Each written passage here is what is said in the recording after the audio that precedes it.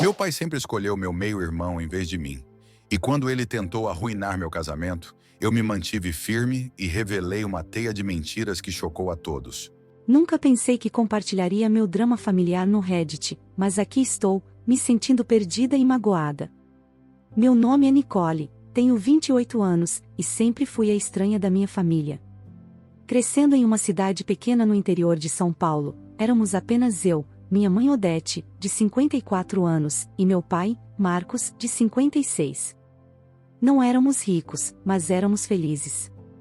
Tenho boas lembranças de piqueniques aos domingos no parque, meu pai me ensinando a andar de bicicleta e minha mãe torcendo por mim nas peças da escola. Tudo mudou quando fiz 14 anos. Cheguei da escola um dia e encontrei meus pais sentados à mesa da cozinha, com rostos sombrios. Eles me contaram que iam se divorciar. Senti como se meu mundo estivesse desmoronando. Os meses seguintes foram um borrão de discussões, lágrimas e caixas de mudança. No final, fiquei morando com minha mãe na nossa casa antiga, enquanto meu pai se mudou para um apartamento do outro lado da cidade. Meu pai não ficou solteiro por muito tempo. Em menos de 6 meses, ele já estava namorando a Diana, de 50 anos, uma mulher que ele conheceu no novo emprego. Diana tinha um filho, Tomás, de 27 anos, de um casamento anterior. Lembro do dia em que meu pai nos apresentou. Tomás parecia simpático o suficiente, mas havia algo em seu olhar que me deixava inquieta. Mesmo assim, fiquei animada com a possibilidade de ter um meio-irmão.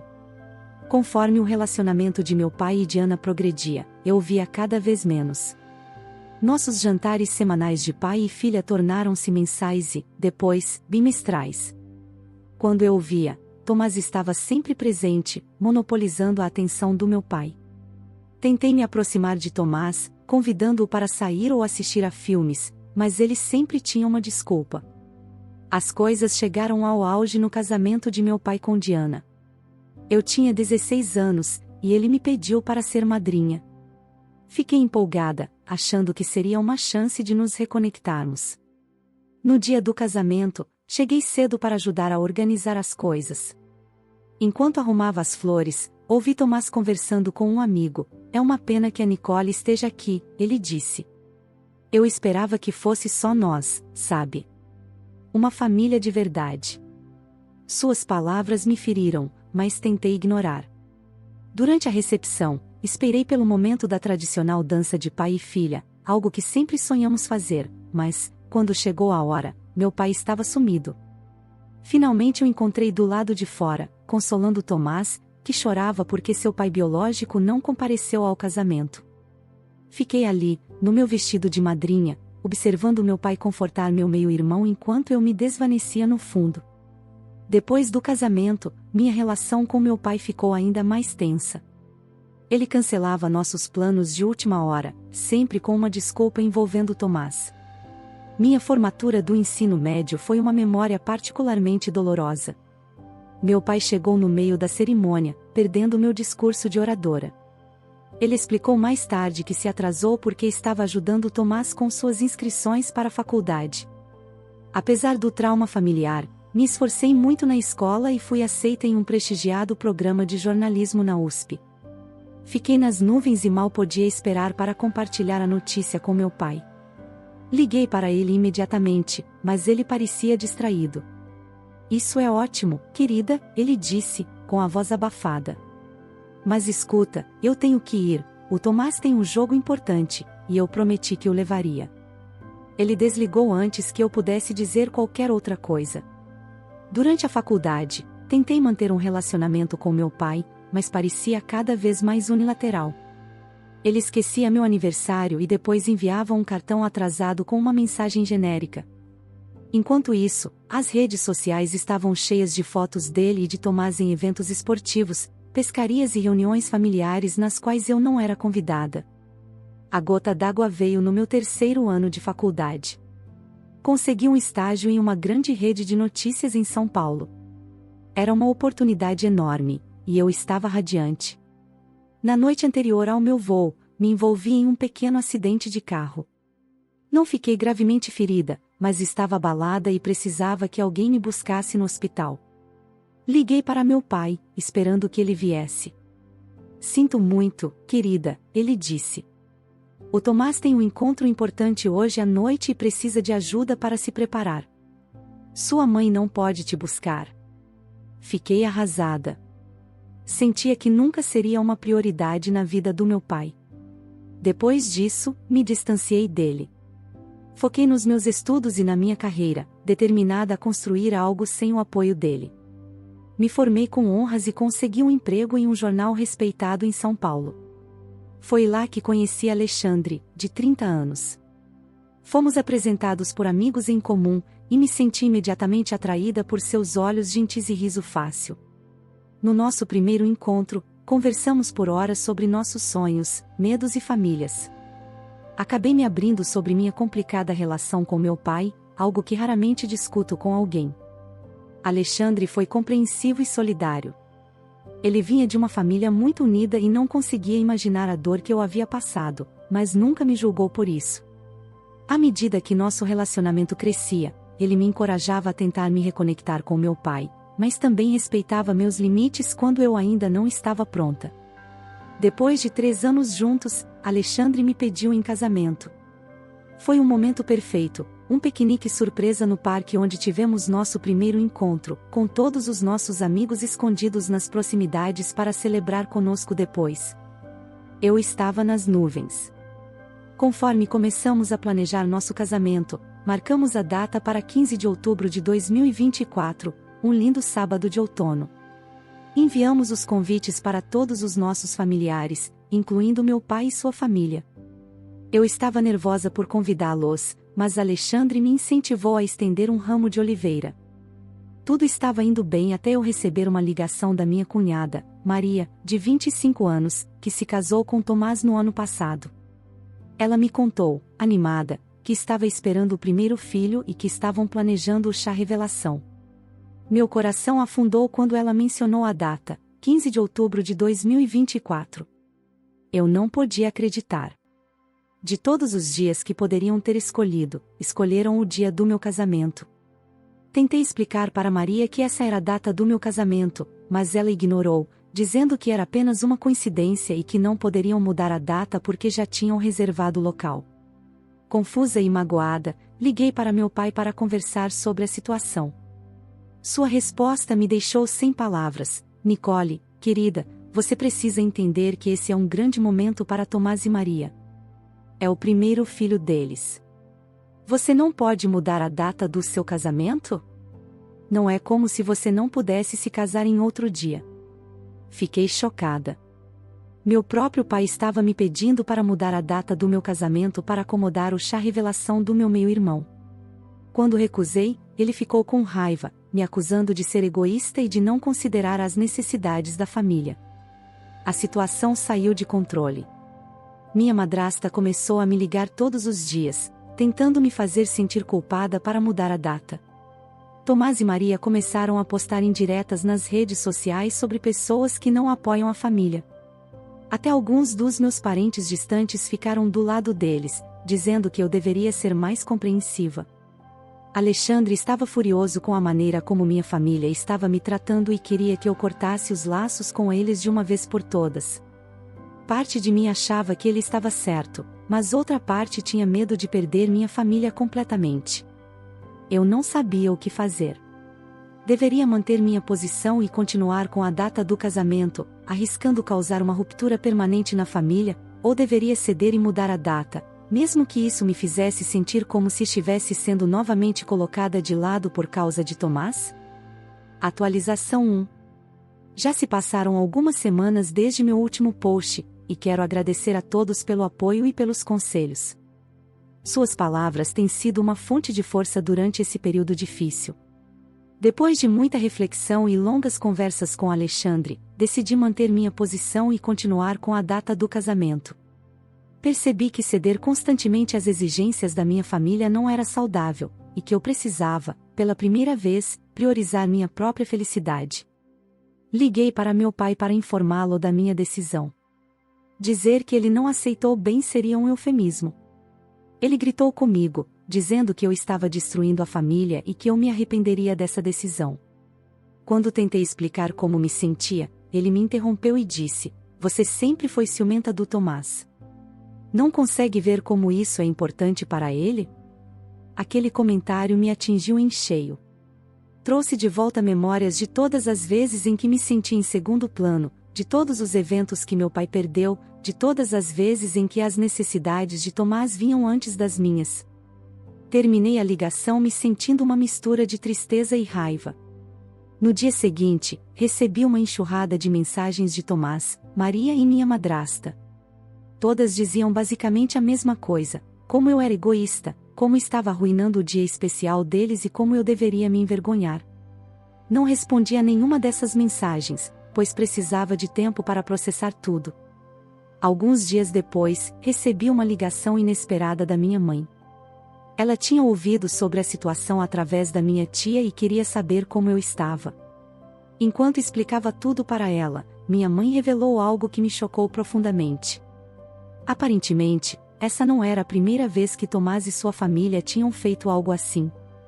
Minha mãe me contou que, quando fui aceita no programa de jornalismo da USP, Tomás de repente anunciou que estava mudando sua área de estudo para jornalismo também. Foi por isso que meu pai parecia tão distraído quando liguei para ele com a notícia. Ele já estava comemorando a decisão de Tomás. Ela também revelou que, na noite do meu acidente de carro na faculdade, quando meu pai não pôde vir porque Tomás tinha um grande encontro, isso também não era verdade. Na realidade, Tomás tinha se metido em problemas com a polícia por furtar em um shopping local. Meu pai estava na delegacia com ele, tentando resolver a situação. Eu fiquei atordoada. Todos esses anos, eu havia dado o benefício da dúvida ao meu pai e a Tomás, acreditando em suas desculpas e explicações.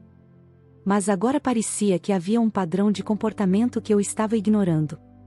Minha mãe continuou contando mais incidentes que eu desconhecia, como a vez em que ganhei um concurso estadual de redação no ensino médio, e meu pai perdeu a cerimônia de premiação porque Tomás, supostamente, tinha torcido o tornozelo no treino de futebol. Na realidade, Tomás estava perfeitamente bem, e meu pai simplesmente havia esquecido do meu evento. Ou a vez durante minha formatura na faculdade, quando meu pai saiu imediatamente após a cerimônia, dizendo que precisava voltar para o banquete de fim de ano do futebol de Tomás. Minha mãe depois descobriu que o banquete havia sido na noite anterior. Cada revelação parecia uma nova ferida. Eu havia passado anos duvidando de mim mesma, me perguntando se estava exagerando ou sendo sensível demais. Agora, eu percebia que meus sentimentos eram válidos o tempo todo. Com essas novas informações, decidi confrontar meu pai. Liguei para ele e expus tudo o que havia descoberto. Eu esperava que ele negasse ou inventasse desculpas, mas sua resposta me surpreendeu. Ele desabou e admitiu que sempre favoreceu Tomás porque se sentia culpado por não estar presente quando ele era mais novo, antes de se casar com minha madrasta. Ele confessou que estava tentando compensar o tempo perdido com Tomás, mas, ao fazer isso, acabou me negligenciando. Ele se desculpou profundamente, dizendo que nunca teve a intenção de me machucar e que tinha se convencido de que eu era forte o suficiente para lidar com isso. Eu via o quanto você estava indo bem na escola, o quão independente você era, disse ele, com a voz embargada. Eu dizia a mim mesmo que você não precisava de mim tanto quanto Tomás precisava. Agora vejo o quanto estava errado. Embora uma parte de mim tenha apreciado sua honestidade, outra parte ficou com raiva. Levou tanto tempo para ele reconhecer seu comportamento. Eu disse a ele que precisava de tempo para processar tudo e que não tinha certeza se ainda queria que ele fosse ao meu casamento. Quanto à revelação de Tomás e Maria, soube, por meio de conhecidos, que eles tiveram que mudar a data porque o local que reservaram tinha feito uma dupla reserva. Ironia do destino, agora estão chateados porque alguns familiares não poderão comparecer à nova data, já que já confirmaram presença no meu casamento.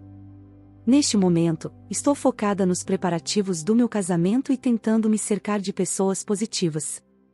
Alexandre tem sido incrivelmente solidário em tudo isso, me lembrando que eu mereço ser feliz e celebrada.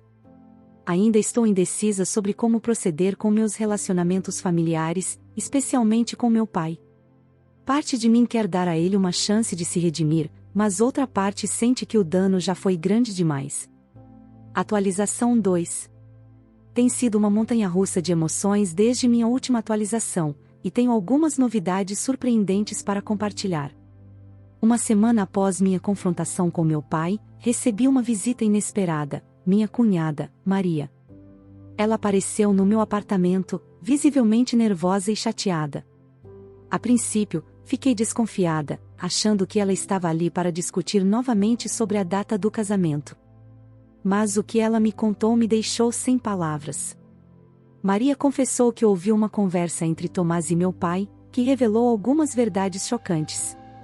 Aparentemente, Tomás vinha manipulando as situações há anos para criar um afastamento entre mim e meu pai. O chá revelação marcado para o dia do meu casamento? Foi ideia do Tomás. E, na verdade, nem havia um bebê. Maria admitiu que eles estavam enfrentando problemas de fertilidade, e Tomás a convenceu a fingir uma gravidez para chamar a atenção da família. Mas não parou por aí. Maria revelou que muitos dos incidentes em que Tomás precisava da ajuda do meu pai, incluindo na noite do meu acidente de carro, foram orquestrados por ele para garantir que meu pai escolhesse ele em vez de mim. Ela me mostrou mensagens de texto entre ela e Tomás que corroboravam sua história. Uma das mensagens dizia: "Papai vai à formatura da Nicole amanhã. Precisamos inventar algo para mantê-lo aqui. Alguma ideia?"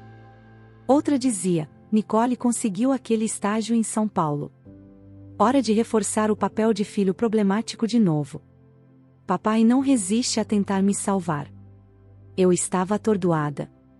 Todos esses anos, eu acreditei que o problema era eu, que eu não era boa o suficiente para merecer a atenção do meu pai.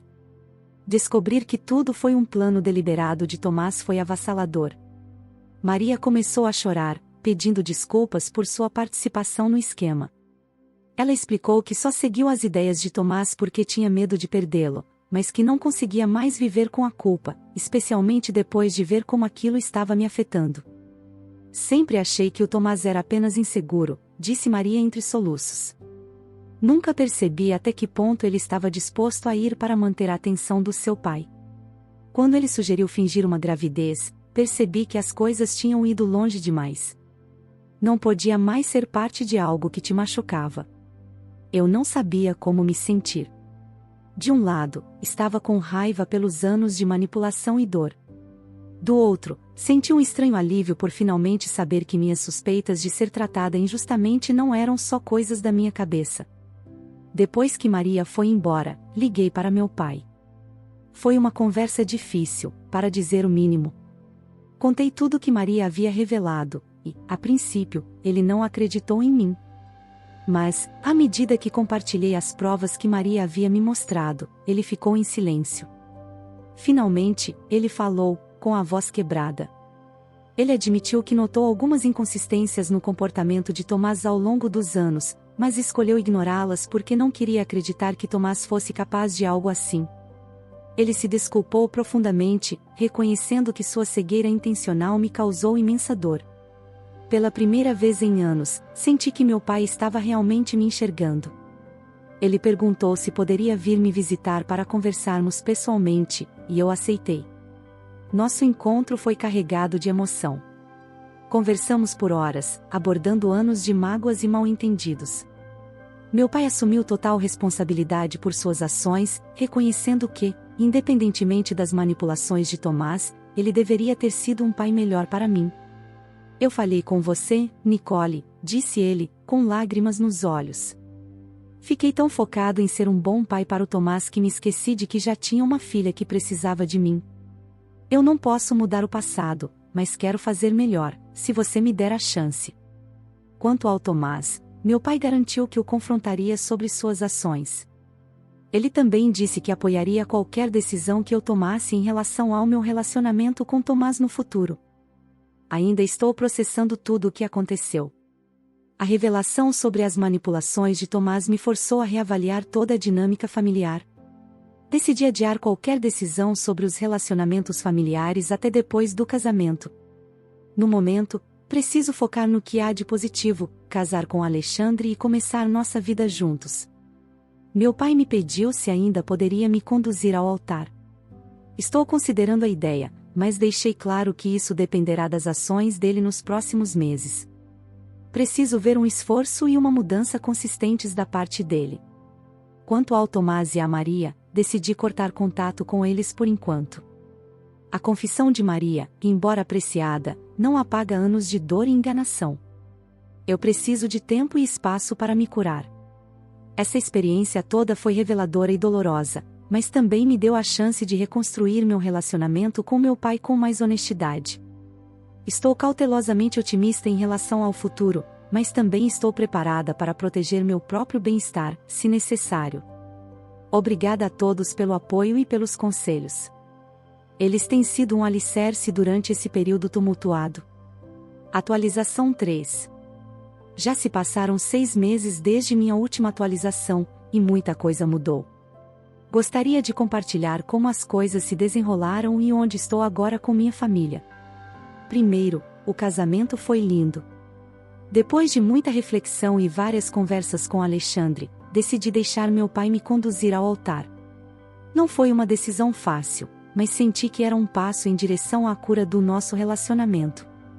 O momento foi emocional para ambos, e pude ver o arrependimento genuíno e o amor nos olhos dele enquanto caminhávamos. Meu pai sussurrou: "Estou tão orgulhoso de você, Nicole. Sinto muito por ter demorado tanto para perceber a mulher incrível que você se tornou. Não foi uma solução mágica para todos os nossos problemas, mas pareceu um novo começo." A cerimônia foi íntima e perfeita. Alexandre e eu trocamos votos que escrevemos nós mesmos, e não havia um olho seco na sala. Durante a recepção, fiquei surpresa ao ver quantas pessoas do meu passado compareceram para nos apoiar. Meu antigo professor do ensino médio, que incentivou minha escrita, amigos da faculdade que eu não via há anos e até meu primeiro chefe do jornal em São Paulo. A presença deles me lembrou de todas as pessoas que acreditaram em mim quando minha própria família não acreditava. Quanto ao Tomás, como prometido, meu pai o confrontou sobre seu comportamento manipulador. Tomás inicialmente negou tudo, mas quando foi confrontado com as provas que Maria forneceu, ele desmoronou. Meu pai deu a ele um ultimato: buscar ajuda profissional para seu comportamento ou ser cortado da família. Para surpresa de todos, Tomás concordou em fazer terapia. Ele tem frequentado um terapeuta regularmente, segundo meu pai, tem feito progresso em entender a raiz de suas ações. Maria decidiu ficar com ele, com a condição de que ele continue a terapia e trabalhe no relacionamento deles. Mantive distância de Tomás e Maria, mas recebi uma longa carta de Tomás há alguns meses. Nela, ele assumiu total responsabilidade por suas ações, pediu desculpas sinceramente e explicou que estava trabalhando duro para mudar. Ele falou sobre suas inseguranças e como se convenceu de que a única maneira de manter o amor do meu pai era me afastar. Ele disse que entenderia se eu nunca quisesse um relacionamento com ele, mas esperava que algum dia eu lhe desse uma chance de fazer as pazes. Apreciei a carta, mas disse a ele que ainda precisava de mais tempo. As feridas ainda estão recentes, e confiança não é algo que se reconstrói facilmente. Não sei se algum dia estarei pronta para ter um relacionamento com Tomás, mas não carrego mais a raiva que antes sentia. Meu relacionamento com meu pai tem sido um trabalho em andamento. Temos jantares regulares, só nós dois, onde conversamos abertamente sobre nossos sentimentos e experiências. Ele tem se esforçado muito para estar presente na minha vida, comparecendo a eventos importantes e ligando regularmente, apenas para saber como estou. Um momento particularmente tocante foi quando ele me surpreendeu criando um álbum de recortes com todas as minhas conquistas que ele havia perdido ou minimizado ao longo dos anos. Ele coletou recortes de jornais, prêmios e fotos com minha mãe e amigos. Foi a maneira dele de mostrar que reconhecia e se orgulhava de tudo o que conquistei. Enquanto folheávamos as páginas juntos, ambos derramamos lágrimas pelas oportunidades perdidas e pela esperança de um futuro melhor. Quanto à minha mãe, toda essa experiência nos aproximou ainda mais. Ela tem sido um apoio incrível durante essa jornada, oferecendo sabedoria e consolo quando eu mais precisava. Ela também tem sido incentivadora em relação às minhas tentativas de reconstruir meu relacionamento com meu pai, mostrando uma graça e perdão que ainda estou aprendendo a ter.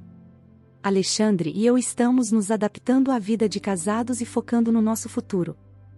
Essa experiência fortaleceu nosso vínculo, e sou grata todos os dias pelo apoio inabalável dele.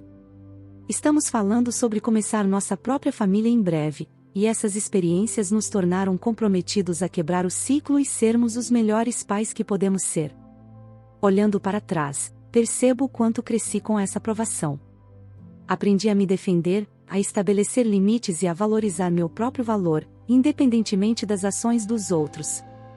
Embora o caminho para a cura seja longo, sinto que estou finalmente no caminho certo. A todos que acompanharam minha história e ofereceram conselhos e apoio, muito obrigada. Suas palavras foram uma fonte de força e clareza durante os momentos mais desafiadores. Embora a situação com minha família esteja longe de ser perfeita, sinto-me mais em paz com o que aconteceu. A vida é imprevisível, e as dinâmicas familiares são complexas, mas estou esperançosa em relação ao futuro e comprometida em manter os limites e o respeito próprio que trabalhei tanto para estabelecer. Obrigado por assistir até aqui. Considere se inscrever e deixar um comentário como forma de apoio. Se você gostou desse vídeo, tenho certeza que também vai gostar destes aqui.